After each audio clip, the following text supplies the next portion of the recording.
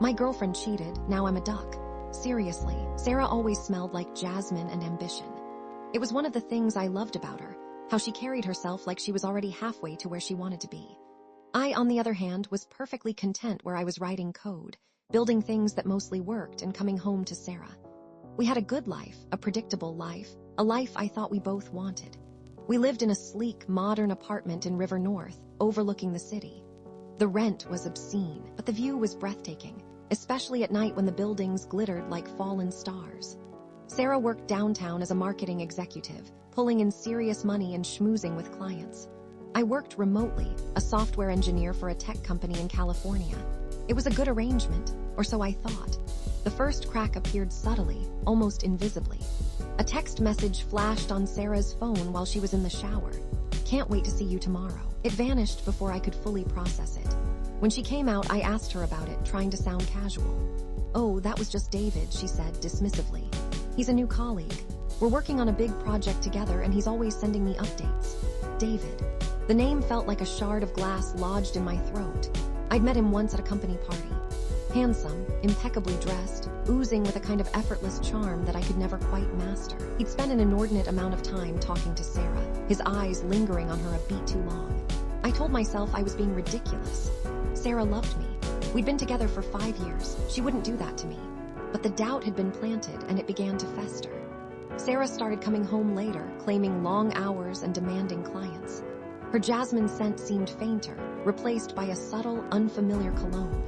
She was distant, preoccupied, her usual warmth replaced by a polite, almost perfunctory affection. I confided in my sister, Brenda, a therapist with a knack for seeing right through people.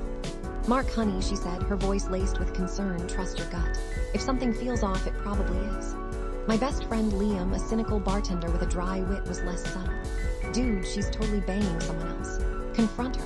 Now, don't be a doormat." Confrontation wasn't my style.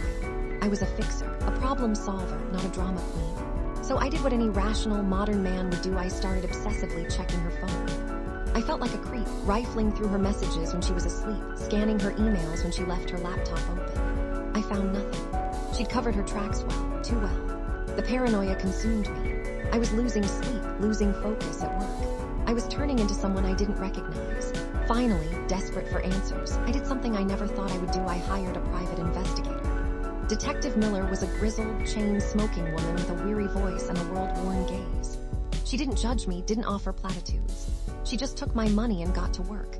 A week later, she delivered the photos. Sarah and David, holding hands, laughing, kissing in a dimly lit restaurant. Sarah and David entering David's apartment late at night. Sarah and David, over and over again. The photos were like a punch to the gut. It was real, it was happening. The woman I loved, the woman I trusted, was betraying me. That night when Sarah came home, I laid the photos on the table. She walked in smelling faintly of jasmine, but this time it felt like a mockery. "What is this?" she asked, her voice trembling. "You know what it is, Sarah," I said, my voice flat. "Don't insult my intelligence." She denied it at first, tears streaming down her face. She said it was just a fling, a mistake. She begged for forgiveness, but the photos were undeniable. The truth was undeniable. Finally, she broke down, admitting to the affair. She claimed she was unhappy, that I was too predictable, that she needed excitement. I felt a cold, hollow ache in my chest. Years of my life, years of my love, reduced to predictable. Suddenly, there was a knock at the door. It was Agnes, our elderly neighbor. She was a strange woman, always muttering to herself, always smelling of mothballs and lavender. "You reap what you sow," she said, her voice raspy and unsettling. She looked directly at Sarah, then turned to me, her eyes glinting with an unnatural intensity. Sometimes the universe has a funny way of balancing the scales. As she spoke, I felt a strange sensation, a tingling in my limbs, a pressure building in my chest. I gasped, clutching my throat. The room began to spin. Sarah and David were staring at me with frightened eyes. "Mark, are you okay?" Sarah asked, her voice laced with a concern that felt hollow and false. I tried to speak, but only a strangled, guttural sound came out. I looked down at my hands. They were changing, becoming whiter, flatter, covered in a strange, feathery down. I collapsed onto the floor, the world fading into a blurry, distorted mess. I woke up the next morning in my bed. The sheets were covered in down feathers. My feet were webbed. My voice was a raspy, high-pitched quack. I was turning into a duck. Panic seized me. I stumbled to the bathroom mirror, and what I saw reflected back at me was a grotesque parody of my former self. My face was elongated, my nose morphing into a flat, orange bill. Patches of downy feathers sprouted all over my body. I tried to scream, but only a series of frantic quacks escaped my beak. I was a freak, a monster, a goddamn duck. I spent the next few days in a state of bewildered terror, hiding in my apartment, trying to understand what was happening to me. I tried to call Brenda, but all I could manage was a series of unintelligible quacks. I went to a doctor who, after a series of tests, suggested I see a psychiatrist. I went to a veterinarian who looked at me with a mixture of pity and confusion. No one could explain my transformation. Agnes, however, seemed to know something. I found her in the hallway one afternoon, feeding pigeons. "Ah, Mark," she said, her voice surprisingly clear. "I see the transformation is progressing nicely."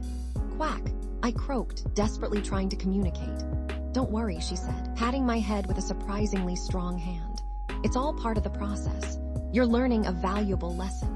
Sometimes, the only way to truly understand betrayal is to experience it in a completely different form." Her words were cryptic and unsettling, but they offered a sliver of hope. Maybe this wasn't just a random, inexplicable curse. Maybe there was a reason for it. As I slowly came to terms with my new reality, I started to notice things I had been blind to before. I saw the way Sarah and David looked at each other, the forced smiles, the strained silences. I realized that their affair wasn't just a fleeting moment of passion. It was a calculated move, a betrayal that went far deeper than just infidelity. I discovered, by overhearing a phone call, that Sarah and David were planning to start their own company, using my software expertise, which Sarah had been subtly extracting from me for months to undercut my current employer. They were going to use me, discard me, and then profit from my work. The anger I felt was immense, but it was different from the raw, gut-wrenching pain of the initial betrayal. This was a cold, calculating fury, fueled by a desire for justice. I knew I couldn't confront them directly, not in my current state, but I could use my new form to my advantage. I started spending my days in Lincoln Park, among the other ducks. I learned their ways, their language, their survival skills. I discovered a strange sense of peace in their simple existence, a freedom from the complexities and anxieties of human life. But I didn't forget about Sarah and David. I watched them, observed them, waited for my opportunity. It came at a company gala, a lavish affair held at a downtown hotel. Sarah and David were there, dressed to the nines, schmoozing with investors, acting like they owned the world. I, on the other hand, was a duck. A slightly disheveled, slightly out-of-place duck, waddling through the lobby, unnoticed by the elegantly dressed guests. I found my way to the ballroom, where Sarah and David were giving a presentation about their new company. As they stood on stage, basking in the applause, I waddled up to the microphone stand and with all my might, let out a series of loud, piercing quacks. The room went silent. All eyes were on me. Sarah and David turned pale. I continued to quack, mimicking their voices, repeating snippets of their conversations, revealing their lies and their betrayals. I couldn't speak human language, but somehow everyone understood what I was saying. The room erupted in chaos. Investors withdrew their funding. Sarah and David's reputations were ruined. Their carefully constructed facade crumbled before their eyes. As the security guards dragged me away, I saw the look on Sarah's face, a mixture of anger, fear, and utter humiliation. It was a look I would savor for a long time. In the aftermath, I retreated to Lincoln Park, embracing my duck form completely. I found solace in the company of my fellow ducks, swimming in the pond, foraging for food, living a simple, unburdened life. I still worked remotely, writing code in my ducky state. Surprisingly, webbed feet are great for typing. I even managed to make a few subtle changes to Sarah and David's software, causing them minor inconveniences and frustrations. It was a small revenge, but it brought me a strange sense of satisfaction. Sometimes I saw Sarah and David in the park, walking hand in hand. They looked miserable, their faces etched with regret. I knew that their relationship was doomed, built on lies and betrayal. I didn't hate them anymore. I pitied them. They were trapped in their own web of deceit while I was free. I still don't know why I transformed into a duck. Maybe it was Agnes's curse. Maybe it was a karmic punishment. Maybe it was just a bizarre twist of fate. But I've learned to accept it. I've learned to find joy in the simple things, to appreciate the beauty of the natural world, to see the world from a different perspective. I'm still a software engineer, but I'm also a duck. And in some strange, unexpected way, I'm happier than I've ever been. The sun sets over Lincoln Park, casting long shadows across the pond. I paddle through the water, the cool water a welcome sensation on my webbed feet. The city lights twinkle in the distance, a reminder of the life I once knew. I don't know if I'll ever transform back into a human. I don't know what the future holds. But as I drift off to sleep, nestled among my feathered brethren, I feel a sense of peace wash over me. I'm a duck, and that's okay.